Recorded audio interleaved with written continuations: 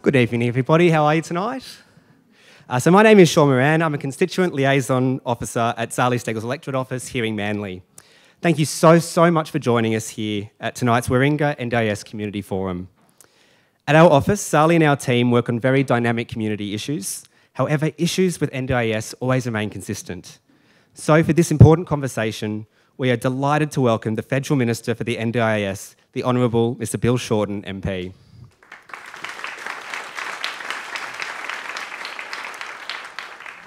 On behalf of the Warringah community, we sincerely thank you for travelling all the way from Melbourne to join us this evening. Now, before I welcome Zali and the Minister to the stage, I would like to ask everybody to make sure that their phones are off or on silent, and remind you that tonight's event is being recorded for those unable to make it in person. This recording will be captioned and uploaded in the coming days and can be found on Zali's social media and website. We do have ambulant bathrooms that you may have seen on this level. It's just behind the audience area underneath the elevated section. And we also have Matt and Catherine. They're walking around in fluoro vests and they are our first aid officers this evening. We do want to let you know as well that this auditorium will have an automatic lighting reset at 8 o'clock, which is something the venue unfortunately wasn't able to reschedule for us. It just means that the lights might flicker just for a moment. We will have somebody to turn them on straight away. So if the lights go for just a second, it is expected and it will only take a moment to turn back on. We do realise it's a little bit warming here today, so we do have the aircon cranking at the moment, so it should start cooling down. But if anybody is in need of any water as well, please just raise your hand. We have a team of friendly volunteers as part of Zali's team. We can bring some cups of water to anybody who needs some. Now, tonight's forum will be a positive and constructive conversation about the NDIS, as well as addressing the experiences and concerns of our local disability provider and carer communities here in Warringah. We will firstly hear introductions from Zali and Minister Shorten, followed by a series of questions based on trending topics and concerns, raising the questions that you put down when you were registering for your tickets. We will then open up to the floor where you can have the chance to ask Zali or Minister Shorten a question directly. We obviously have a lot of people. We have a full house tonight. We're expecting even a couple of more people to hop on the side after we get started. So a lot of people in this room have a lot of stories and experiences they want to share. Just so we can get through as many people as possible, if we can please keep questions to about 30 seconds as a maximum. We do have the lovely problem of being sold out, which means we won't be able to get to everybody's question, but it's so important that we get to hear your experiences and your insights and your questions. So to make sure that you're heard, we have tables set up. We have an amazing team from NDIS and other services that are here to provide you with resources, answer questions, and help with any further queries you may have. At the Zali table, we also have some community consultation feedback forms. We'd love to hear from you, and there will also be options to contact our office if there's anything we can help with in terms of casework. Before we get started, I would like to welcome to the stage Mr. Neil Evers, who is here to welcome us to country. Thank you very much, Neil.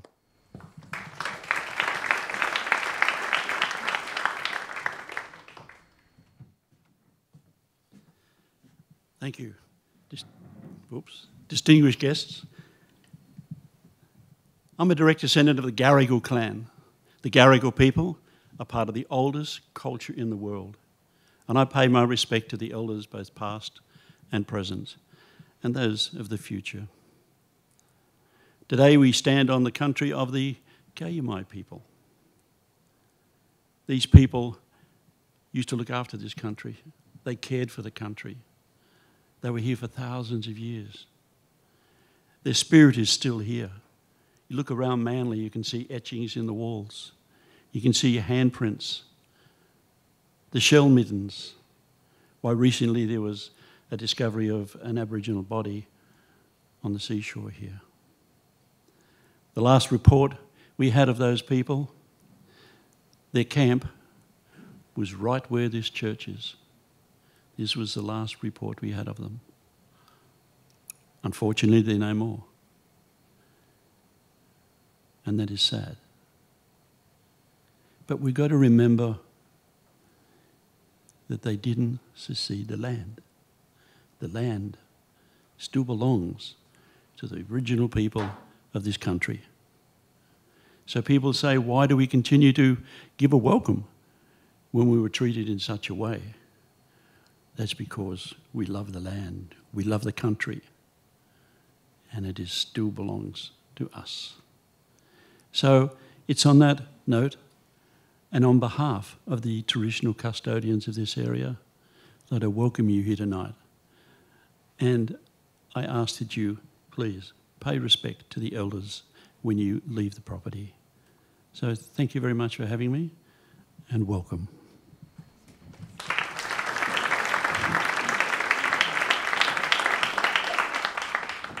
Thank you so much, Neil. We really appreciate you being here tonight for that beautiful welcome to country. Now, to start our forum, please welcome the Federal Member for Warringah, Zali Steggall.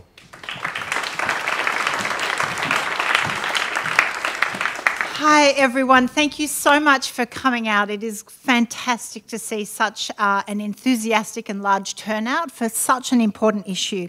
I'd like to say thank you to Neil for such a wonderful and moving welcome to country, and also I would like to pay my respects to traditional owners of the land on which we meet and acknowledge their incredible custodianship over 65,000 years, and sincerely hope that this year will be the year where we have the opportunity to recognise them fully, our history and culture in the Constitution. Thank you so much to the Minister as well for coming. Now, the Minister, obviously, when we're in Parliament, has to, you know, I take a lot of queries and a lot of questions to him on your behalf, on behalf of constituents of Warringah. And it was fantastic when I suggested a forum to answer some of your questions, to be here to hear from you directly, that he was so enthusiastic about doing that. So I do appreciate that, because it's not always the case across every areas. I'd also like to thank the really hardworking staff of NDIS, because we do know they deal with incredibly complex and difficult situations at times, and their hard work and dedication is incredibly important, and I really appreciate them coming tonight as well, to be here, to be able to give you that direct access. And if they can't answer or address questions immediately tonight, they will be able to take down your details so that they can follow up on cases. So the NDIS, it was envisaged to transform the lives of Australians living with a disability, and it's so important that we continue to walk towards working and making it the best that it can be, that we fulfil that vision. And it is so significant that the Minister, who is incredibly committed to the review and making sure the system works as it was intended, is actually here to listen to you. We'll discuss through the forum some of the questions you put through when you enrolled, because obviously it's very difficult to get to the whole crowd with roving mics, so hopefully we'll be able to condense some of those issues that have been raised with us. For me, the pressing issues that you continue to raise are really important, and Sean is the one in our team at the office who takes the phone calls, that really follows up with the NDIS around those queries. So I thank him, and he is the mastermind of tonight, so incredible work that he's put in. But I know, so some of you I've met before throughout meeting some of your needs or projects, or hearing some of the concerns that you've had. And I hope that tonight we can progress some of those issues from areas like transport. We know Northern Beaches is a difficult area when it comes to transport, but it is even more so when it comes to people with disabilities. And we simply don't have great access, and that is part of some of the questions. Communication is really important between participants and providers and the NDIS. I think for too often, government agencies or departments, if communication is not good, frustration builds, misunderstanding, and maybe a small problem can become so much bigger. And that leads to a lot of frustration, also around lack of information and communication about plans and funding decisions and changes and decisions that are made. So it is welcome that the government and the minister are here to listen, but also to understand how we can improve that. Communications are so important. Another area that's been raised with me is around the planning process for the NDIS. Many people reporting planning process is confusing, overwhelming. It can be difficult to get the support they need. and concern about lack of flexibility when it comes to the planning process, and that can make it hard for people to get the support they need to live the full life that they choose to live and are entitled to live. So we need to make sure there are areas that are addressed. And finally, concerns around the availability and the quality of disability services under the NDIS. So many people have reported to me in the office that they're not getting the support they need, or that the support they're receiving is not of a high enough quality. So it will be good to explore that if we can. And these are all legitimate concerns, so it's important that we work together to address them. I don't think there is any magic solutions, but it's really important that we can communicate them and look to improving the NDIS for it to be the best that it can be. Also, I would like to just make a special mention for tonight. On Wednesdays, my office and I, and in particular Sean, we're thrilled to have a young man called Luke who comes to us from Head High Disability Skills at Share, and he joins us for some work experience in our office. Luke is an amazing young man who is so enthusiastic to develop new skills and confidence. He and the Head High participants highlight why it's so important for everybody to be afforded the chance to grow and apply their skills. And in fact, Luke helped us build the screen, which was the screens. I was expecting it behind me, but it's on the sides. The screens tonight. So I'd like to thank him because that's learning some digital skills and the creative and aspect of that. So that's wonderful work and contribution to this evening. As I said before, I'd like to thank Sean and my whole team who are here to help. So they've all got stickers or volunteers or T-shirts. Many volunteers who are here because they want to help serve the Warringah community and make sure we are getting that best outcome possible. So I'm really looking forward to the discussion we're going to have tonight and to hearing from the Minister about what's ahead for the review and changes to the NDIS and how we can make sure you all get the support you need. So with no further ado, I'd like to welcome the Minister. Thank you.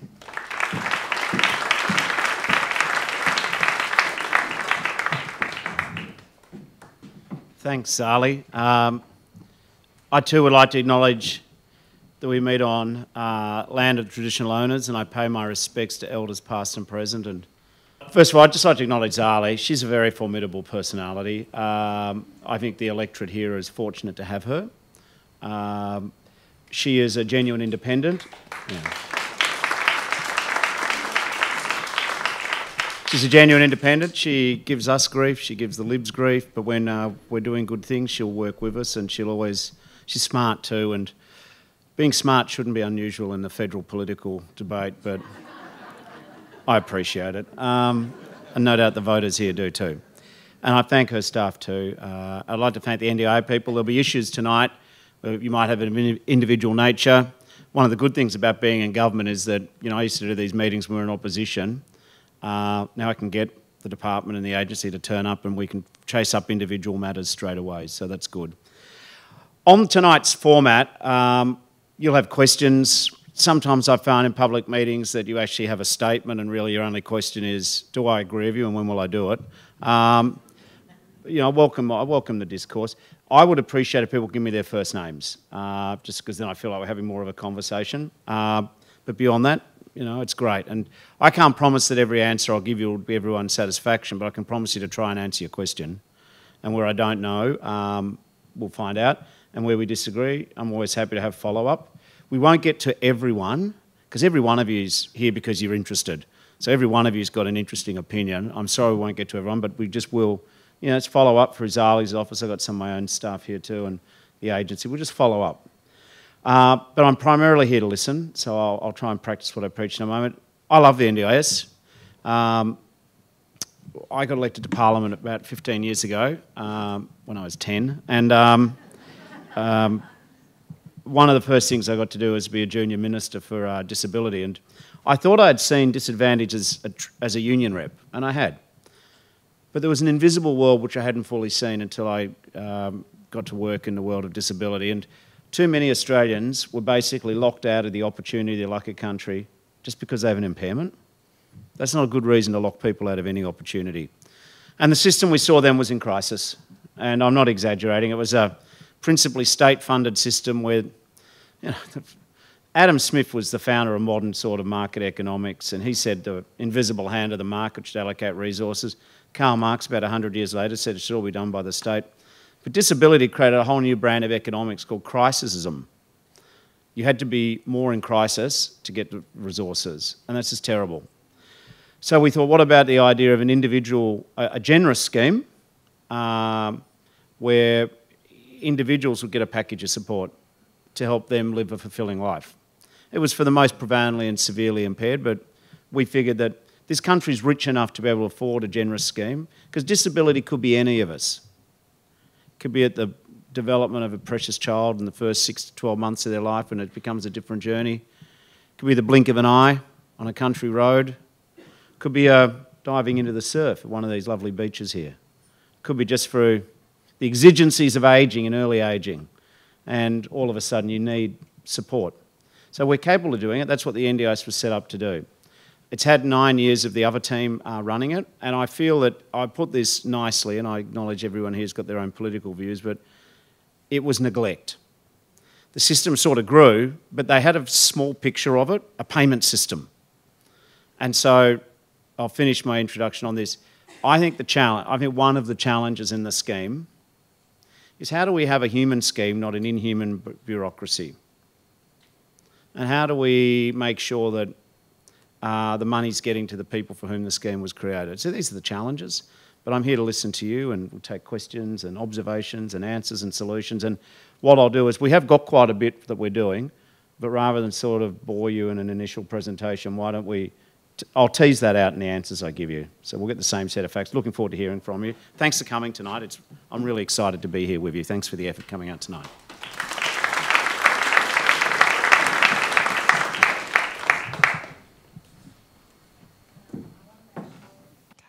Okay, so the question based on trending issues and things that you've brought up to us. The Australian Financial Review has reported that the NDIS is now Australia's second most expensive social program after the age pension, with an annual running cost of some $35.8 billion in 22-23 and a predicted cost of $50 billion by 2026. It now has over 18,000 providers supporting NDIS participants. So, Minister, the NDIS is such an important government scheme. It's clear this is a portfolio that means a lot to you and needs a significant focus.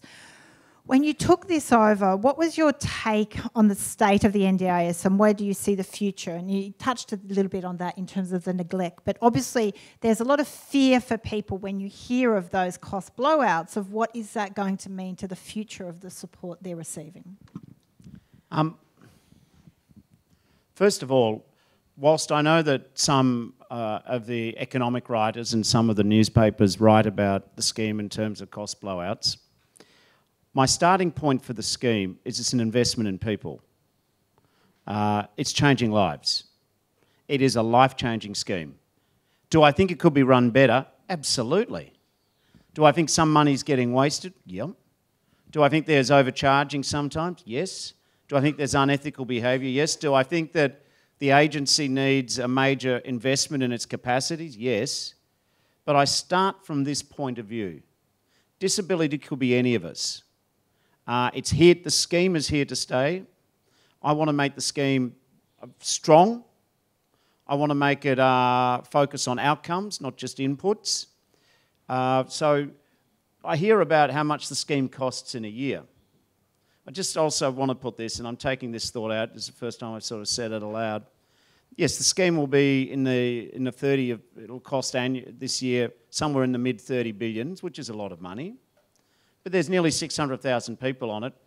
Tax concessions in this country are $320 billion annually.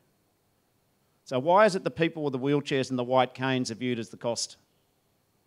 So I just say that, there's a challenge there, and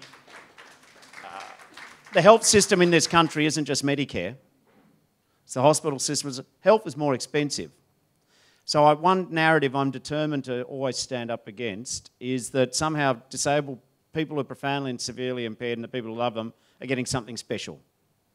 It's good, but I do not think that it is. I do not think that the money we invest and spend on people is bad.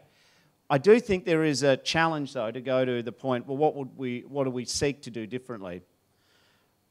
I think the scheme needs to be governed with a key litmus test. What is in the best interest of the participant? Now, I'm not a dreamer. I've got a fair bit of idealism in me, but I think that when you ask the question, how do we run this scheme in the best interests of the person with the disability, the participant, if you use that as your discipline, if that's always the question you ask after any proposition in the scheme, I think then we will actually start to moderate the cost growth.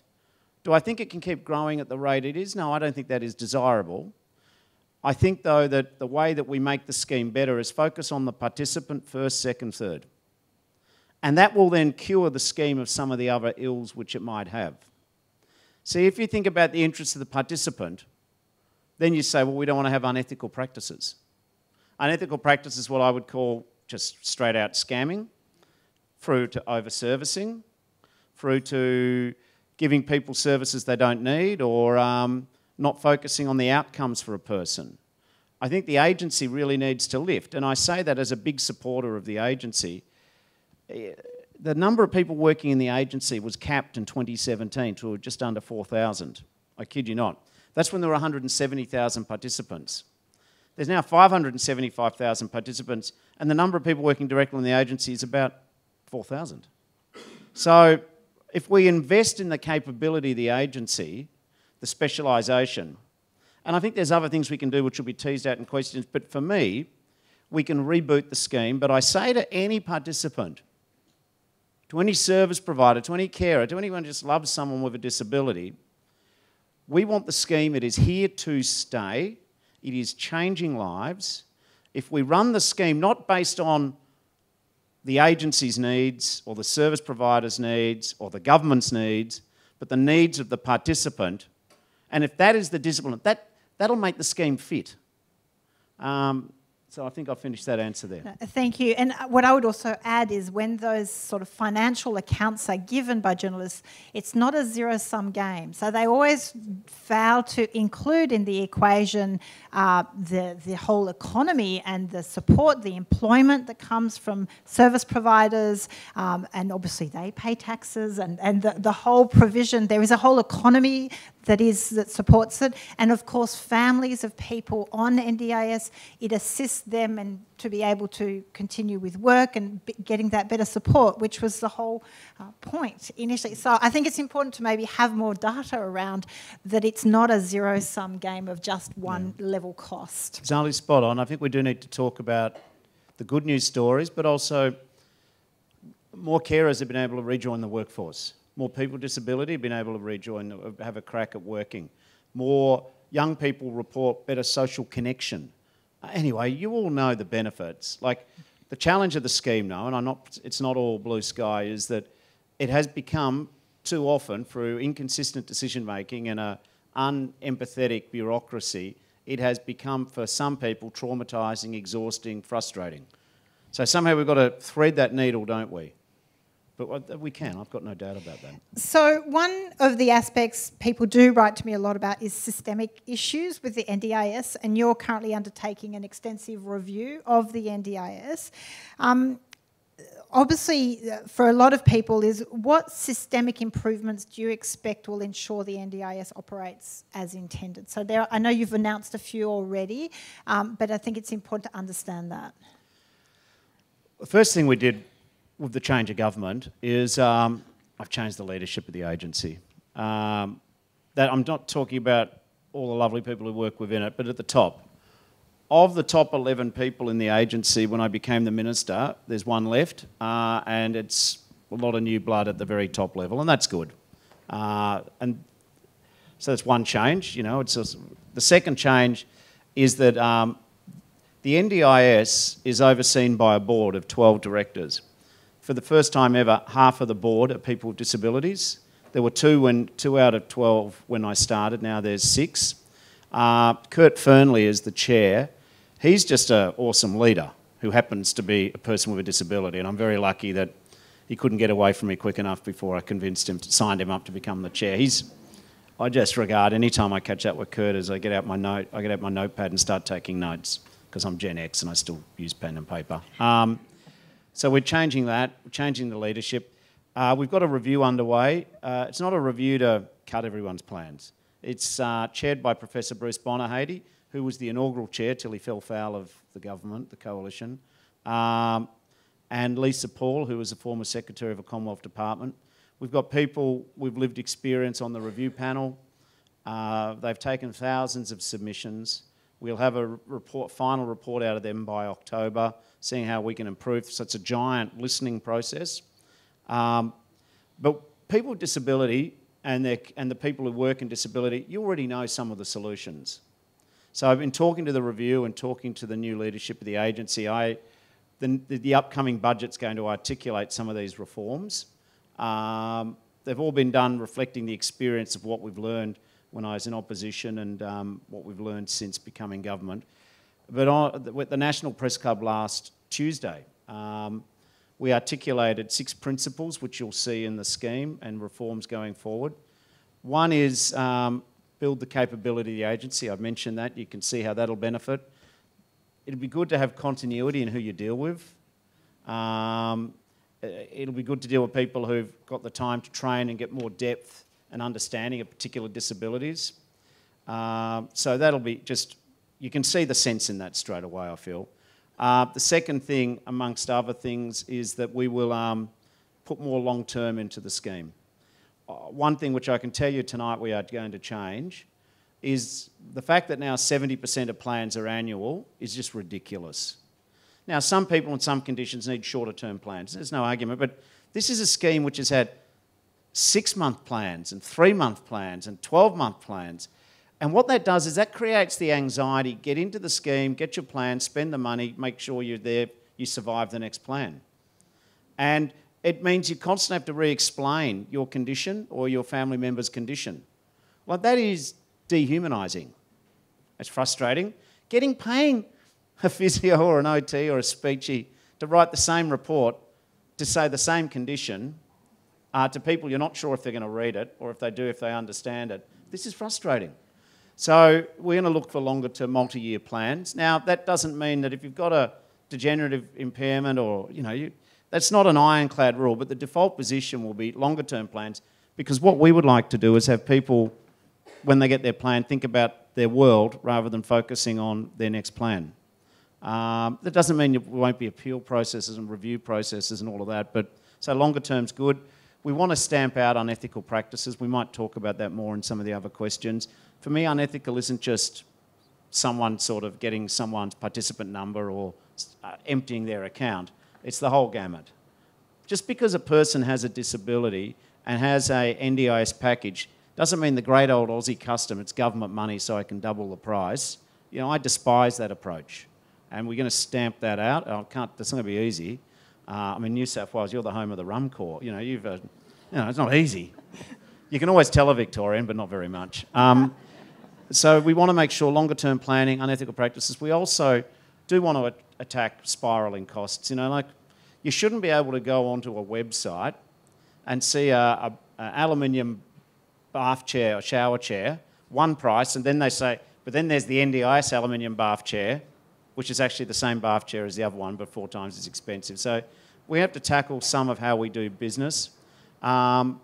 We also want to make sure that we have more mainstream services, and I'm sure we'll get to that in the course of the evening. The NDIS was never intended to be the only lifeboat in the ocean. But the problem is that if it's the only scheme where people can get funding, or if once you have NDIS, the hospital says, oh, you're NDIS, not our problem, or schools say, I'll just handle it for your NDIS, you know the story I'm telling there. And a lot of people don't want to be on the NDIS, but we've got to have other services. And no good having the NDIS if you can't catch a bus. But it's not the job of the NDIS to pay for the bus. So we've got to build a debate about more mainstream inclusion. The final thing is support independent living is, I don't know how that's working. We're not sure it's working quite the way it should be. So we need to put that in the garage, get it up on the hoist. And I don't know quite what's happening in SIL. The beautiful thing about support independent living is everyone I've met has a theory, and very rarely are they the same theory. We're absolutely continuing it, but we've got to get to the bottom of that. So they're some of the things that you'll see us rolling out really soon. Fantastic. There's a few there that we'll pick at a little bit more in a minute. But one issue is when funding gets drastically cut for a participant. So, or they've even had their applications rejected outright, despite rigorous evidence and documentation to prove how much this plan funding is needed to ensure health, well-being, even safety. And I've actually got an example. One of my constituents lives with significant disability. He's lived in a home for 30 years. His health is in decline, needs intensive one-on-one care, and yet last year his SIL funding was cut by 40%. So that leaves people really confused and fairly angry and frustrated and traumatised. So what can we do to ensure those on NDIS are ensured the level of support they need? I mean, we need transparency around that process. And you touched on it a little bit at the National Press Club address, where people have permanent disabilities how you can go to all of a sudden a dramatic cut in the plan when disability has not changed or in fact has worsened. The lack of explanation is difficult. Well, the first thing is that the agency too often in the past has had opaque reasoning or no reasoning for a decision. So remember I said the first reform that I want to do is just build the capability of the agency. I want to train up our planners. I want to give you continuity and predictability. That doesn't mean you'll always get every answer you want to hear, but you do want to know the why.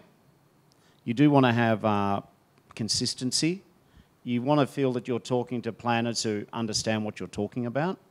The number of times I know people have gone in, they've had a great meeting, fantastic, unbelievable. They eventually get the plan and they feel they've got someone else's plan by mistake. So the first thing is, if we can get the initial decision right, then a lot of the grief isn't so bad then, is it? So that's why capability is important. One of the issues which I promised to tackle in the election, and once I got in we've started to, is there were about 4,500 cases in the AAT at the time of the last election. And I wanted to tackle the legacy cases because I thought that would help me understand. You pick a couple of hard issues and it helps you understand all of the system. I'm pleased to tell you that of the cases that were in court the middle of last year, 77% are now resolved. I think one or two, I've brought in experts to triage and a panel of disability experts just to review everything on the paper, just to try and get some sense. I found there was one case which had gone for 2.5 years about a CPAC sleep apnea machine. I mightn't have got the name of the technology right. For 2.5 years there was toing and froing about it. It was available under Medicare.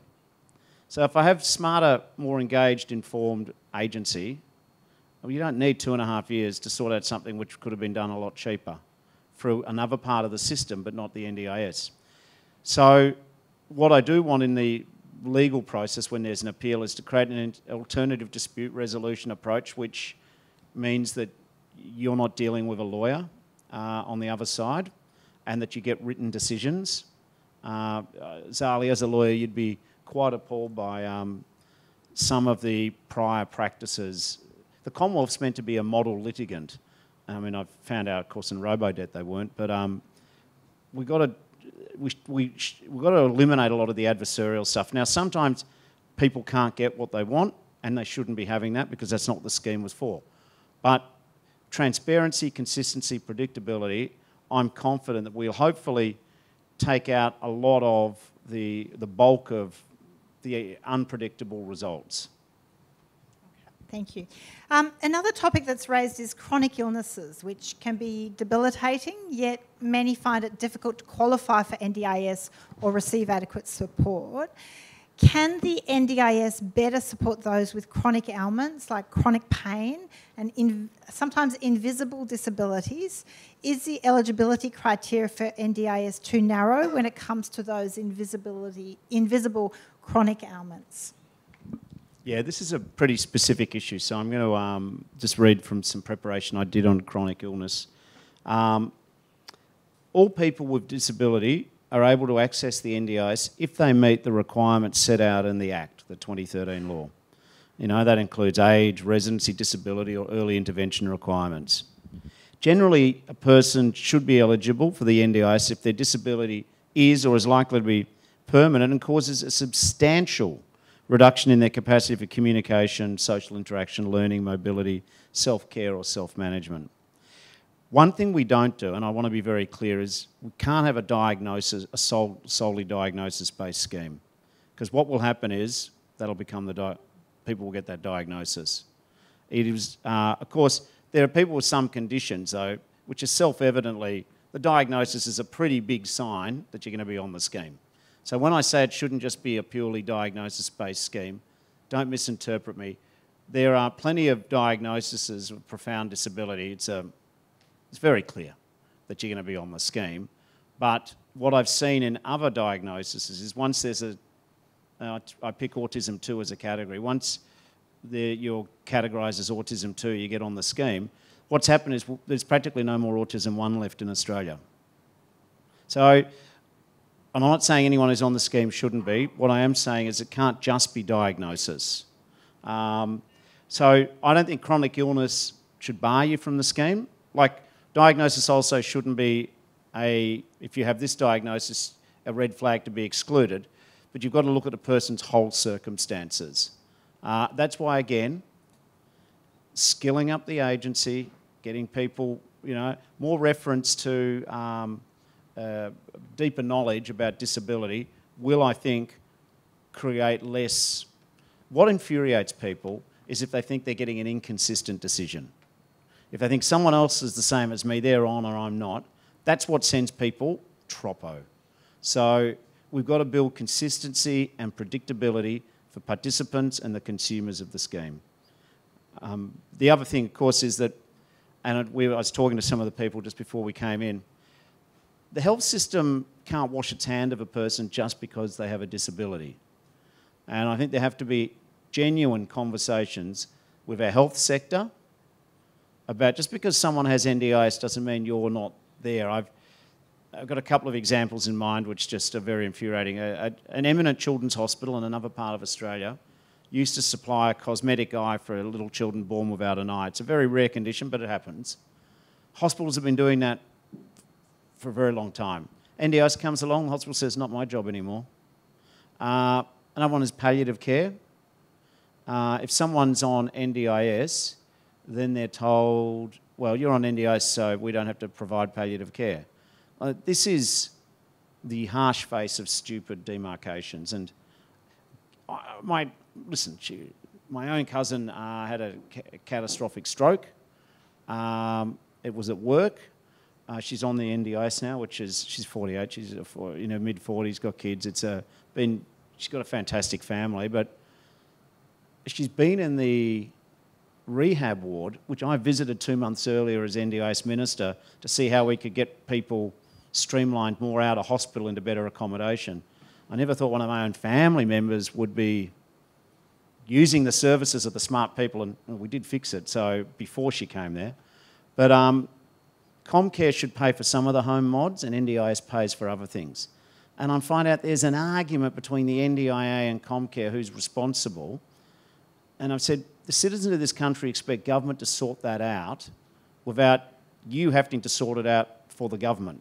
Anyway, this one's been sorted out and I didn't have to intervene, but it just reminded me at a very personal level, part of these challenges around chronic illness is the rest of the system. It can't be just you're an NDIS or you're not. There's not two types of Australians. Transport. So you can see tonight we've got a huge number of people here in wheelchairs, which is a challenge. So Northern Beaches, we are pretty limited when it comes to transport. And for many of our constituents, they often rely on, obviously, the taxi service, and then you mentioned, for example, buses. But it really is often incredibly difficult. I've had a number of people come to me with situations where rides were cancelled, didn't show up, exorbitant prices being demanded, taken out of plans, drop-offs at hundreds of metres away from location. And so really disrespectful, and really inappropriate. So how come, I think disability transport is quite a pressing issue, and how is that going to be part of the review? Are you exploring that further? How do we deliver greater support in that space? Well, within the scheme, there are provision for transport funding. I don't think it's the most generous part of the scheme. So NDIS is available to help people, to enable them to participate more, but it's not, it can't replace the public transport network of a state. So I know that the transport guidelines funding is always being worked on by the scheme. I get that there's been some crazy decisions within the scheme. I'm a big fan of the guide dog associations, and they frequently do assessments about, they don't think that every blind person's suitable for a dog. But I did find that the agency, there have been about 45 applications by Seeing Eye Dogs Australia before I became the minister over a few years. And the agency had knocked back half of them. And I did say to the agency, what on earth's going on? Do we have dog trainers? We're pretty good at this. Do we know a lot about training dogs and guide dogs? Oh, no. And I found out that of the 45, half of them had been knocked back. All but 3 had won on appeal. And those 3 are in the process of being resolved. So, you know, the point I say about that is that then I was told that if you get a guide dog, you're not eligible for a taxi provision within your funding agreement. And I said, well, that's absurd. You can't ride the dog. And there's only so... So I guess the first part of my answer is that I want to make sure the scheme has consistent guidelines. The other thing is sometimes for a person, they don't need the rest of the scheme, but they just need more than the $3,300. If they can just get to work and back, then it's sweet. They're participating. They actually don't need, you know, some of the other things which they get in there. It is not unknown for a plan to give you things you don't need and underfund the things you do need. So I'm not saying that the NDIS has got travel all sorted out, but the bigger piece on travel is beyond the scheme. And we need to work with the states, and New South Wales has changed governments, but all sides of politics, we need to step up in the provision of publicly accessible transport. Because the thing about disability and accessibility is that there's a lot of other people who mightn't have a disability but need accessibility. Older Australians, mums with prams. People have temporary injuries and all of a sudden discover you can't get around. So accessible transport's just good for everyone, but it's going to take a bit of political grunt. And what we can't do is have people in power say, well, we've got the NDIS, so don't worry about anything else. So the review will certainly look at what, I think the jargonistic term we use is Tier 2. I'm going to sort of shoot the jargonistas. What I want to do is call it mainstream disability inclusion. And that's not just the job of the NDIS, it's the job of every government department and employers, the private sector. I mean, why do bus companies need to be told that they need to have accessible buses? Like, just think for a moment. I mean, I'm happy to have regulated standards, but why can't people just think about it at the get-go in the way they run their business? You know, I guess we've got to change attitudes there too. I guess that's, again, raising profile. Now, I've got one final one before we go to the room questions, which is the difficult crossover between NDIS and aged care. So when a person acquires a disability through a tragic accident, but they are under 65, they have access to the NDIS and very comprehensive plans to maybe adapt lifestyle, home, vehicles and things like that. If it impacts them when they are over 65, we have this arbitrary cut-off, and the difference between the level of support is incredibly marked. I mean, it is huge, the difference between NDIS to a person on the top-level aged care plan. And in circumstances where 65, many people are still contributing to society, working, active, incredibly active. And so the I know where the decision came from of having that distinction and an age cut-off of 65, but I must say already under the previous government, I have been advocating strongly that there needs to be a transition process. It can't remain such a discriminatory kind of arbitrary line for those that it impacts around that age of 65. No, thanks. And Zali has raised this very clearly for a number of years to both sides of politics. I just want to though, give you a bit of the history of the NDIS in 30 seconds. When it was created in 2013, and when I and thousands of people, no doubt some of the people in this room, were campaigning for its creation, part of the initial incentive to have individualised packages is we looked at aged care back in between 2007 and 2010. And aged care had special aged care assessment and packages of support. So if you imagine the analogy of two houses, the disability house was crisis-ridden, you know, the grass was it was long and it was a mess. And aged care at least seemed to have some okay lawns and seemed to be functioning. We then create NDIS, and the Parliament very clearly said that NDIS would cover the field till 65 and aged care would cover after that. And so the Domestic Parliament of Australia made it very clear. What's happened, of course, is that aged care has atrophied. So if you like, the houses have reversed. And there's people in the aged care areas looking over and saying, oh, whatever the problem, and I do remind people under 65, whatever problems you think you got in NDIS, talk to the people in aged care if you're feeling like you need to be depressed. Again, that's not a uniform rule, I'm being a bit glib, but you know what I mean. The problem is that, so this was the intent of the Parliament. I'm not going to insult your intelligence and say that it's fair at one level. I won't. But the solution isn't automatically NDIS. In Australia, there's 4.5 to 5 million people who self-report with a disability. Don't hold me exactly, but about half of them are under 65 and half are over. If we included all disability over 65, the scheme would double. I can't do that to people under 65. I do think there are other options to make aged care have a loading for disability. Because I'm not going to say that if you have a disability, it's more expensive. Life is just more expensive. And I don't think the aged care system fully comprehends the complex needs of people with disability over 65. So, yes, I can see the point Zali's making, but I'm not going to promise something which I don't think can be achieved overnight. And I don't want to jeopardise the situation I have for people under 65. I think there is more than one solution than NDIS. I do note, though, that this is not a problem which is forever, because people under 65 keep their NDIS as they travel through, and I think in the meantime, so they don't lose it at 65. So what we need to do is, well, other people and me and us need to say there's a problem for people over 65. I would just encourage you, Zali, not just to have one solution in mind, that how do we get other solutions as well as we get towards the day where disability is better funded.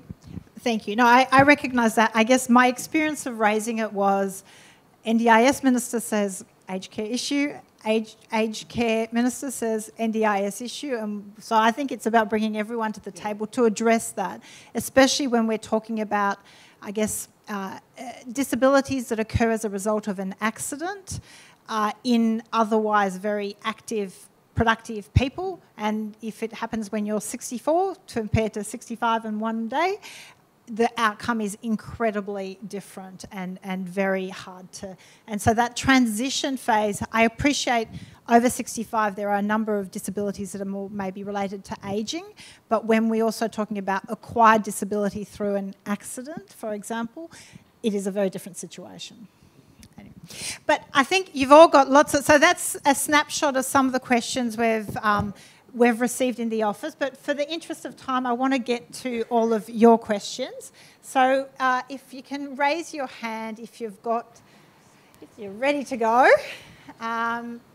Nicola, or get started. Hi, and maybe give us your name. Yeah, my name's Kate. I'm a registered nurse, actually. I work at Royal North Shore Hospital, which gives me a certain insight into language and applications. My 33-year-old daughter is bedridden. I took 6 months off work to work out how to deal with her declining health. She's disabled by her medical conditions. They're chronic medical conditions. She's bedridden, so we've got a hospital bed that we can now, with proper medication, she can sit up sort of 50 degrees. All meals need to be brought to her. She can take a couple of steps to pee in a bottle. She just can't do enough steps to go to the bathroom. I have to wheel her there. She has to be in a dark room because of the sensitivity to light, acoustic foam on the window because of sensitivity to sound. And we've applied for the NDIS twice and we've been rejected twice. And we've got our review of the reviewable decision due next Wednesday. And we have had 2 lots of specialist letters. We have had 2 occupational therapists report. My question is, why doesn't the NDIS understand the functional impairments? The interpretations have been, and I'll just make a few quotes, that on the first access not met letter, 9th of the 2nd, 22, does not indicate substantially reduced capacity to complete an everyday activity. I mean, why is that? And on the second letter, 3rd of the 2nd, 23, after our second application, the available evidence does not indicate that you usually need disability-specific supports across your daily life. What am I? I'm the disability supports. And, you know, as your disability is episodic or varying in nature, I have considered your ability to complete everyday tasks over a reasonable period of time rather than the days when you need the most or least support. Now, we've applied for freedom of information for transcripts of the 2 conversations related to those rejections where the NDIS made assumptions based on no knowledge, just not informed, and making incorrect assumptions. The neurologist has now written a letter saying that this claim that it is episodic is entirely false. So that letter will be going on Wednesday. We've had an advocate this time, so I don't know, but we're at our wits' end, which is why I've come tonight.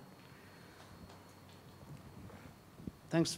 I know you don't want to be thanked, but thanks for telling us that. And I saw a lot of nodding of heads in the room too. So you've got a bit of. Just be aware that you might feel you're on your own, but there's a lot of people said, "Oh, that doesn't sound good." I don't know the individual file. I will. I've got my crew here. We will talk to you.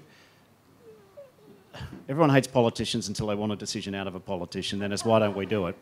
The agency is independent of political interference, but what I can do is ask them to explain what's going on in the issue.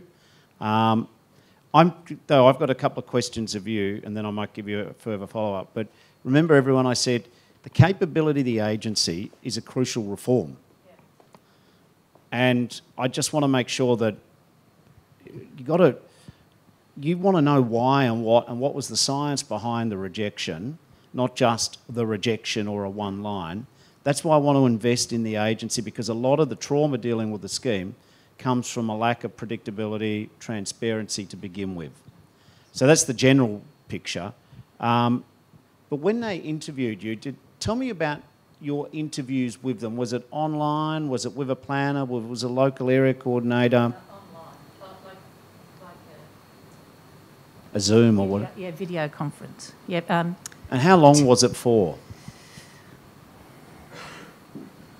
I don't know. I think I'm just curious about the process, because it goes to that, let's be honest, the initial decision. They were submitted online, and then you get a phone call back after the rejection to explain the rejection letter. What's your daughter's first name? Magda. Did anyone ever visit Magda? Or look? Not from the NDIS, but the occupational therapist, the GP came to the home. Your people did, but the agency, did they ever visit Magda? No. That's not normal, is it? I don't think. So I think it would be great to give us the details so we can follow up to better understand. Yeah, I'm trying to understand that process. I don't think we'll be able to right now, but thank you for raising it. And I think registered nurses could make a terrific contribution to the NDIS to helping give the assessors and the people who work for the NDIS a bit more context. I think they're an untapped resource for this. Okay. Thank you. That's very true. Tina? Yep. Sorry. Yeah. My wife and I are both deaf. I suffer from PTSD, and my wife has had a severe brain injury from a push-bike accident. So my wife suffers from short-term memory loss. We want to go to church. We want to go every Sunday. However, when we go to church, there's no interpreters there. Religion is freedom. The NDIS should provide community access. So I'm only asking for $30,000 a year to provide 2 interpreters every Sunday so I can access church. We don't have any family or we don't have any relatives here in Australia. We're very isolated. We want to go to church. We want to be involved with our community. My question is, can the NDIS provide us with $30,000 a year so we can go to church every Sunday? That's my question to you. And I think it opens a broader question around translators and Auslan translators. We've had difficulties sometimes access. We know Parliament does not automatically provide Auslan translation of parliamentary services, for example. Senator Pocock had trouble getting that. So, Minister. Thank you. That's a really interesting question.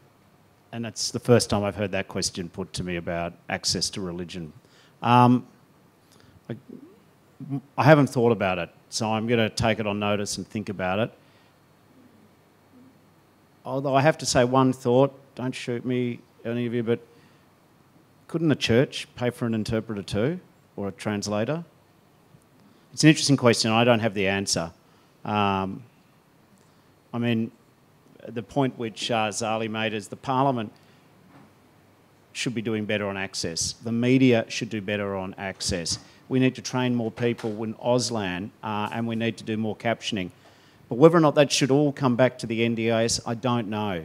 So I don't know what I think about that, but it's a really interesting point. Your point about mobility, isolation, connection, really well-made points. So it opens an interesting question around, we have Anti-Discrimination Act, but it comes back to that earlier point of... It goes back to the test, what's reasonable and necessary under the Act. But also everything doesn't always fall back onto the NDIS. That's right. And so as a society, should all providers provide, you know, like the same way as Parliament provide translators, it should be more embedded in all our services that there is better access from a transport point of view, from Auslan interpreters, from captioning, and that can be done through legislative pathways by requiring it to be included. It does go to that. Remember I said I had 6 sort of principles we're advancing. One is more disability mainstream and more disability inclusion through mainstream services. What should be the role of the NDIS? I mean, that's a very interesting question because I don't think anyone who gives you a clear answer one way or the other, I'm not sure really comprehends. The church may have resources, but you as an individual want to have access and social inclusion. So I don't know. I hate saying I don't know, but that's where my head's at, and I'm going to go and think about it. I just would like to say, though, hearing people can go to any church they want. They're free to go. But for deaf people, we can't. We want to go to church, but we can't understand what's being said. We can't communicate. Well, there's a lot of communication breakdown. Your point about that you should be able to go and practice your faith and it shouldn't be prevented because of hearing loss or impairment, that's a solid point. I'm just not sure the best pathway to the solution and who's responsible. But you're right, there should be an answer to that question. Thank you. Great question. Oh, okay. Hi, Bill. Declan here, met before. So my question is around transport. So especially around accessible taxis. I live here on the Northern Beaches and I find it very hard to get accessible taxis. I'm basically a full-time law student and I work voluntarily at a law firm, and I just find it really difficult to get taxis to and from university to school to workplace, and just being out in the community socially, and I think that the government needs to provide more incentives for taxi drivers, particularly of wheelchair-accessible taxi drivers, to maintain and purchase a wheelchair taxi. I find that since COVID, there are less taxi drivers out on the road, and it's been capitalised by Uber. There are no wheelchair-accessible Ubers, and so we need to rely on wheelchair-accessible taxis. And so, and especially many of us who use large electric wheelchairs, we need to be able to use maxi taxis. And there's very few and far between. And also, a lot of the schools, special needs schools and disability service providers, they often subcontract their transport, which means that they are actually using most of the taxis, which means that it actually takes away from just people with disabilities wanting to get out in their community. And also, when you book a taxi, it doesn't matter if you booked a week in advance or 20 minutes before your booking time, because sometimes they simply just cancel your booking. So it really doesn't matter when you book it. The other question I have around transport is it's more towards Zali Steggall rather than Bill, but I'm sure Bill can pitch in, is around the new ferries. So the new ferries, while they're more modern, slightly faster, they're smaller, and they're not as wheelchair accessible compared to the younger, more reliable ferries. And also the new ferries, they're harder to get on and off, especially in low tide. So if you have a low tide at Manly Wharf, it's almost impossible for an electric wheelchair to get on and off without having the ferry helmsman to come and help push your wheelchair, which is an occupational health and safety issue for them as well. Yeah. Could everyone hear that?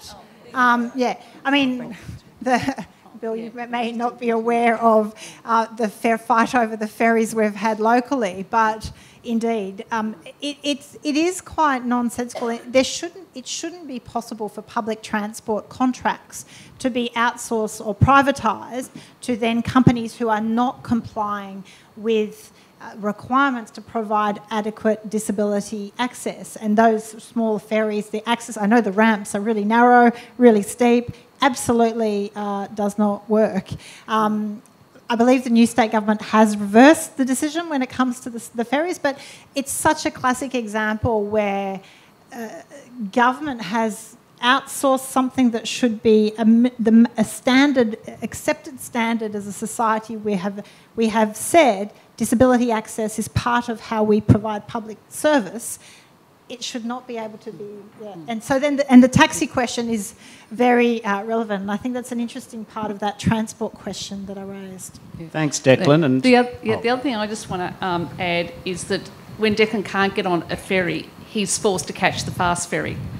But his then ferry transports aren't capped at $2.50. He's having to pay the private fare to get on a more accessible taxi, a ferry. Yeah. And the other thing I want to point out is that with the transport costs, like when you go from Centrelink to the NDIS, you're still getting paid the same amount for the transport of $136 a fortnight. And because it's no longer on Centrelink, there's no increase in CPI or anything. It's just fixed at that rate and has been for like 4 years. Lots of issues, all good ones. Thank you, Declan. I'll leave the Sydney side to talk about your ferries. We've got a tourist boat on the Yarra. But the point's sound. I mean, to be honest, if I was just an opposition MP, I'd say, well, this is how I handled robo-debt after the 2019 election, and I had government services. I interviewed just a whole lot of people. I knew about the issue when I was leader and we campaigned against it, but I spoke to lawyers, and I have a rights framework in the way I view the world. And I worked out that when I discovered that the Commonwealth Government my predecessors, it was settling hundreds of cases at the door of the AAT. They never wanted to take the matters to court beyond the AAT. I thought 1, 10, 20, maybe that's a coincidence, but there were hundreds. And I thought, my goodness, there's a racket. They don't have the legal base. They're settling because they never want to test the law. So that's a long-winded one. So then I dreamed up the idea of a class action. And it wasn't immediately clear how we could get the government into court, but we found a way. And then at the day of the final hearing, was due to start, when they'd run out of excuses, they settled and paid $1.8 billion to 400,000 people because they didn't want to give evidence. So that's why we're having the Royal Commission, because they thought they'd just, by paying the money, they could cover the scandal. And it proved they just, for 4.5 years, were breaking the law. Breaking the law. And no one could remember, and no one knows how it happened, and for the people who've watched the Royal Commission, it has been an eye-opener into the soullessness of what some people were doing. That's a long-winded way of saying one option is always the courts. Now, not everyone has money to go to courts, but I have a human rights viewpoint. I know that at some point people might take the government I'm in to court, but that's people's right.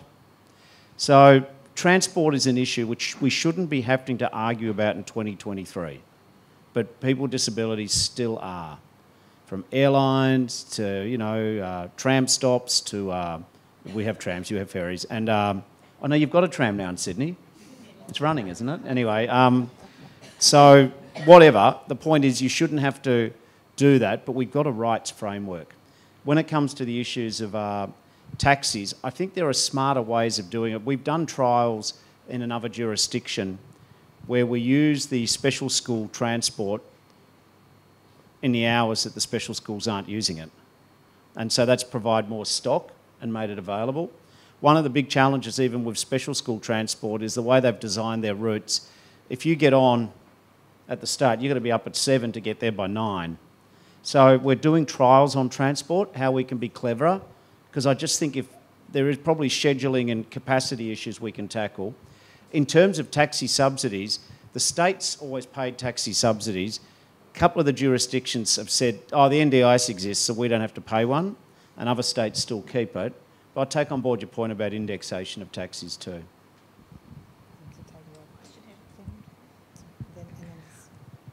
Hi, my name's Sophie. I am at my absolute wit's end when it comes to my housing. So basically, just to give you context, my support coordinator and I applied for SIL 1-to-1 and sole occupancy SDA mid last year. I got approved for a 2-person occupancy but my SIL was completely declined. I since had to move out of home, so we had to put in a change situation because my parents are no longer able to provide that support. I had my change of situation meeting probably about 2 or 3 weeks ago now. I've just gotten the plan back, and there has been, I've once again been knocked back for SIL despite extensive documentation. I've been knocked back for sole occupancy, and my other supports have been declined despite all documentation despite all documentation stating that I need the support that was specified in the documents. Like, I need help with anything from showering, dressing. I work, I've studied at university. Without the NDIS, I can't get out the door. And, even my therapy support has now been reduced. And since putting in for the change of situation, my supports have been decreased, not increased. And I'm literally at my wit's end, and I just don't know where else to turn. Wow. Thank you for sharing. Yes, well, I think what we'll definitely be doing is getting your details and making sure we check that through the NDIS that are here to make sure we get to the bottom of what's happening. But I think it does open the broader question Minister, around SIL assessments and how I think there's a level of frustration. I mean, we know we have a housing problem in Australia. We certainly have an issue when it comes to independent disability housing is an even greater crisis, really. How are you looking at that in the review? Well, thank you for telling me a story. I can hear your frustration. I know Zali and the agencies here, they'll try and, because I'll ask for an explanation what's happening with you. But I think if you might remember, I said that there was a series of issues that we want to start addressing, and I think I said SIL is an area, supported independent living, is an area which isn't working the way it should be. We're not quite sure what's triggering that. One of the problems I do think, though, is that we deinstitutionalised people, which was great, but a lot of the states have the housing, and they've given us into the scheme a lot of legacy housing. Some of it's good, but that's only some of it.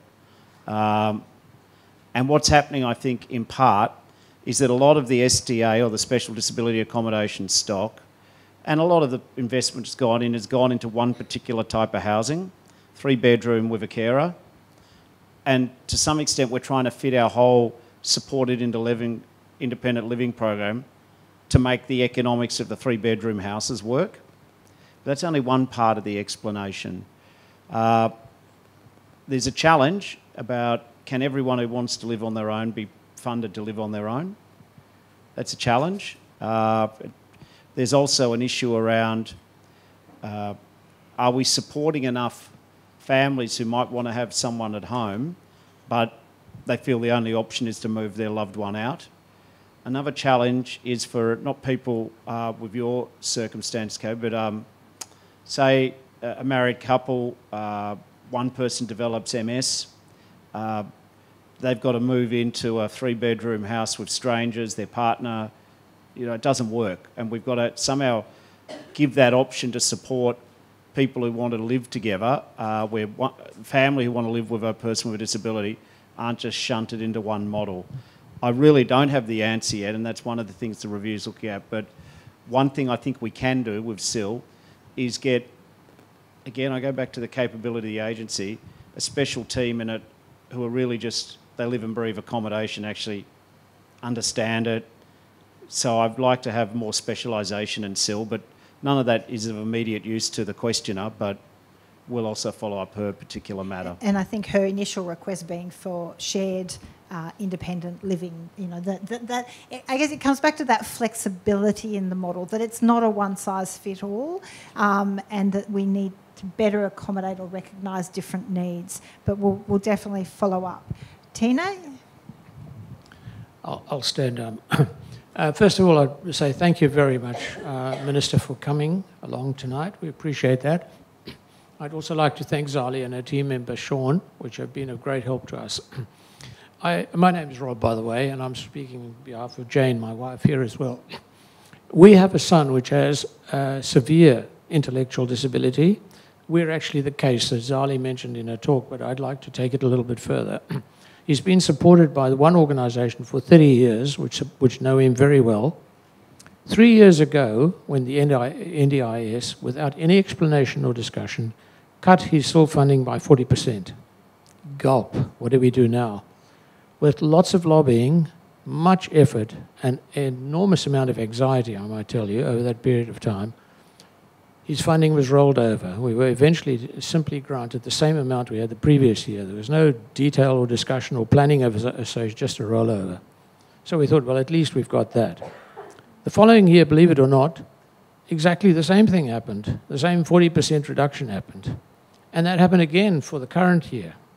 That meant that for this year, which should have run up to July, June, his funding actually ran out this month. We had 3 days left today, if I'd come. But just before and after this meeting had already been announced and we passed this question on, we suddenly got more funding again.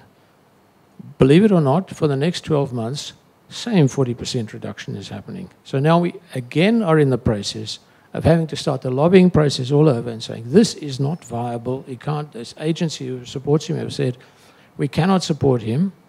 And I might say his situation is very complicated. I won't go into all that now. He can't speak. Everything needs to be done for him. He's a person who has very great disabilities and so on, so we need that. So we are now in a situation again for the 4th time in a row where we have to start the process all over again and say, this ain't viable. What can we do about it? So my question to you is, what do we do now? And I think maybe it comes back to what you announced at the National Press Club, where there is permanent disability and long-standing disability that is not, sadly, getting better. That need for longer-term plans, that it's not a review every 6 months, 12 months, and you come back around that cycle of anxiety when there is no real reason, no evidentiary basis for the changes proposed.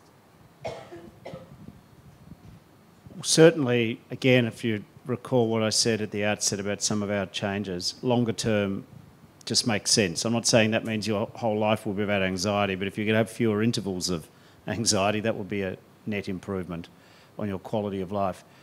I don't know all the circumstances, and you recognise that. I do hope, though, that the way decisions are made in the future is you get something in writing which isn't just the outcome, but an explanation.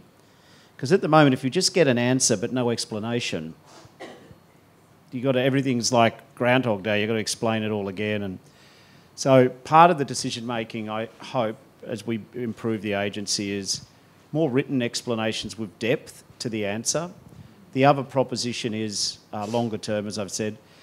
But again, with accommodation and SIL, and without ever having met some of the people in this room before, I did say I think SIL is without a doubt one of the really complex areas of the scheme, and I said at the outset that I haven't got a handle on what the solution looks like, but I do accept it's a problem. And I think a couple of the contributions tonight have reinforced that view. Obviously, Zali, and we'll find out from the agency, will triage the individual process. Since I came into government, my office has handled 10,000 individual matters. So what we really need is some continuity and predictability, because you can't always have a system where parents, articulate, good MP, you can sort of at least chase it. Because what also worries me about your question and yours, Kobe, is what about the people who aren't here, who don't get or don't have that resource, what's happening to them? So that's why I've got to improve the decision making and the empathy. To me, that is a number one. I'm not saying it's going to fix everything, but to me, I don't need to have a change of law. I don't need to do a whole lot. I just need to invest in the capacity of the organisation to make transparent, predictable, empathetic decisions, which everyone could see, and you go, oh, well, I can see why they did that. Thank you. I just want to double check. We've got 2 more hands up downstairs. There's lots more hands. Is there any questions on that topic? Because I just want to make sure that you don't feel that there is a question. Hi. My name's Robin, and I'm speaking from the other side of the fence. So I'm an allied health professional. I'm a dance movement therapist. And we've spent about 4 years applying to be recognised alongside art therapy and music therapy. And I guess that question is, how do we speed up that decision? We've had no decision. Our profession, I work with a lot of NDIS participants from the age of 7 through to 65, I guess. And ours is a non-verbal therapy, so it's highly effective, where a lot of therapies are not. And by not being recognised specifically, every time someone wants to use our profession, they have to apply, we have to prepare a submission. The whole thing's very convoluted for participants and for providers. The other part of my question is, as part of the Allied Health Professions of Australia, is that the GST situation is not consistent amongst allied health professions. So what it means is, within the NDIS, that sometimes A psychologist is exempt from GST, a psychotherapist is not. Physiotherapist is, exercise physiologist is not. And sometimes there could be equipment which is exempt, but the service to implement it is not. So the GST legislation goes back to 1999, and I guess to ensure fairness to both participants and providers, my question is if perhaps that could be something that from the NDIS, we're also addressing it through the treasurers and the finance ministers, but if that could be addressed. Thank you. That's a very good point. Again, administrative delay, frustration, and that issue of inconsistency of treatment from one provider to another. Thank you. In terms of the 4 years you've been taking, you better give us the details. The one good thing about these meetings is I always end up with more work at the end of it than the start, but that's why we have it. So I better find out why that is the case. And I'll be amazed if there's a particularly good reason, but I'll get to at least we'll find out what's happening.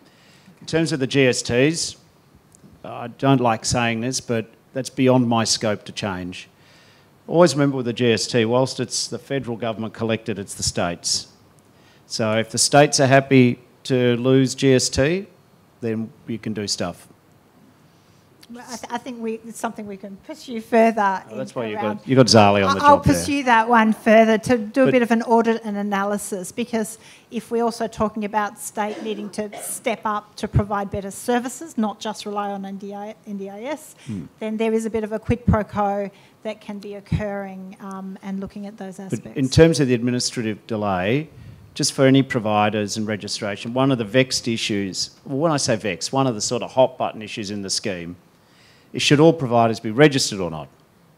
Now, I'm not saying that all providers should be registered, okay? So I just want to answer that now. Now, a lot of registered providers say, but they're being undercut by scallywags, and in some cases that's true. So I don't think there should be no transparency about if the government's through an individual is paying for a service, it's got to be evidence-based, the person delivering it's got to be properly trained. So I don't think it is all or nothing, but I also get one of the complaints from people who are not registered, indeed people who are registered, is the cost of registration and the audit process. I feel like the NDIS has made some millionaires, but that none of them happen to be the participants. So there's a mini audit industry. And I worry about that, not because I don't think auditing's important, it is, but are we auditing the right things or the wrong things? To just give you a little anecdote from my union days, I used to be the union rep for the oil and gas fields in Bass Strait, the offshore and the onshore, and a gas plant exploded in 1998, and 2 men were killed, 2 were badly burned, there was no gas to, Victoria, and it was dreadful. But what we found is that ESSO had a brilliant audit record. They just wasn't safe to work there. So they were measuring the wrong things. And again, in the Beaconsfield gold mine, where I used to look after underground miners, I remember when I visited the rescue, there was a plaque which the company had got for good safety just a few months before. And so I always worry in the audit industry, and we've seen it from Enron on, are we measuring the things that matter? And I think there's got to be a sweet spot where the registration isn't such red tape. I mean, allied health professionals register with other health bodies in Australia, other health payment systems. So what is it that we're asking them to repeat everything from the start, where, frankly, government should be able to pre-fill a lot of the stuff in registration, which already exists in one government department and not another. So, the red tape issue, there is a legitimate complaint, but I do think it has to be balanced with just make sure we're measuring what really matters. But I also think that if people are claiming NDIS services and putting invoices in, they've got to be who they say they are, and they've got to be qualified in what they say they're doing, and the therapies that they're offering have to be actual real, not junk therapies. So all of that's the review's working on, but give us your individual case and we'll see what's happening with that. So I'm conscious of time, so we'll probably take one last question, if that's all right. But please, any other questions we haven't been able to get to, please forward them to us so that we can get some answers about it. I wish we had an unlimited amount of time, but I am conscious of how long everyone's been here. My question is about mental disability.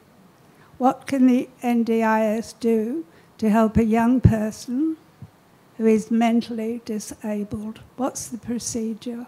And would it be their GP that had to refer them to NDIS or somebody else? If you mean with mental illness, that's the sort of category of disability to talk about. Mental illness, not intellectual disability. In mental illness, there's about 60,000 plus people on the scheme whose primary disability is, I hate the word psychosocial, but I'll just use it because I haven't got a better word yet, but there are better words.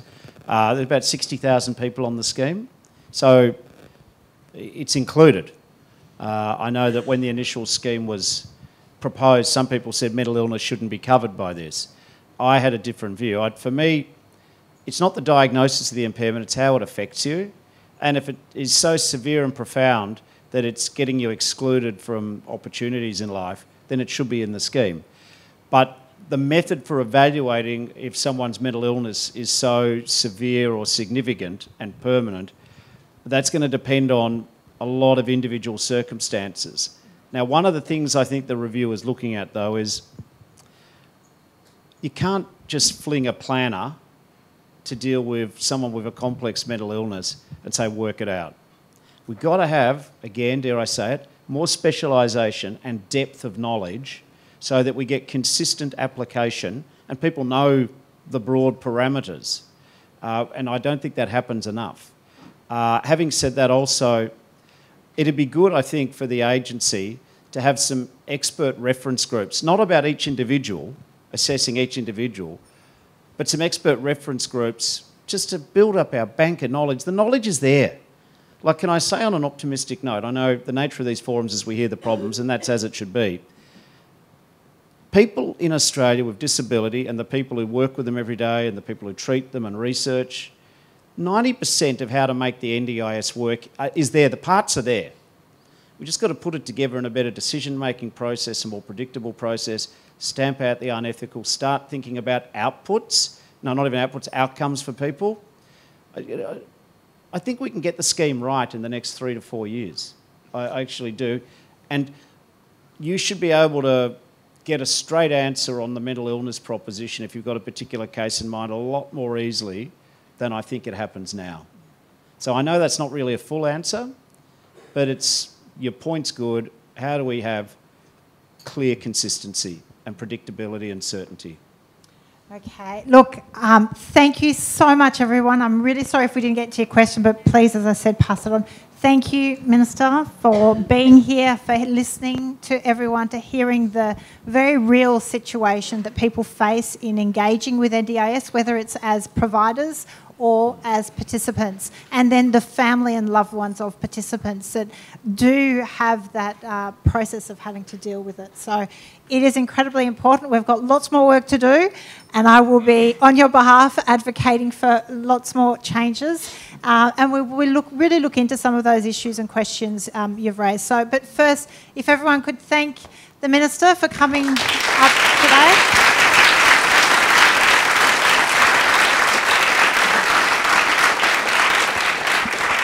And thank you very much to the team and all those from the agency, from NDIS that are here on your way out. Please, if there's any information that you need to collect or to register or log in, so that we can follow up on the case. I just realised we had an expert in the room. No, Ron McCallum, I somehow convinced him, like Kurt, to get re-engaged in this whole process. So Ron and some others have been working on resolving all the AAT matters. So Ron also taught me law at Monash a while ago. I was one of his less glorious students, but we should have had Ron up to answer most of that. He'd have nailed it. In fact, go and see Ron about it all. He's a brilliant lawyer, human rights lawyer, and Mary's here too. Nice to see you both. Great. Thank you very much, everyone. Thank you.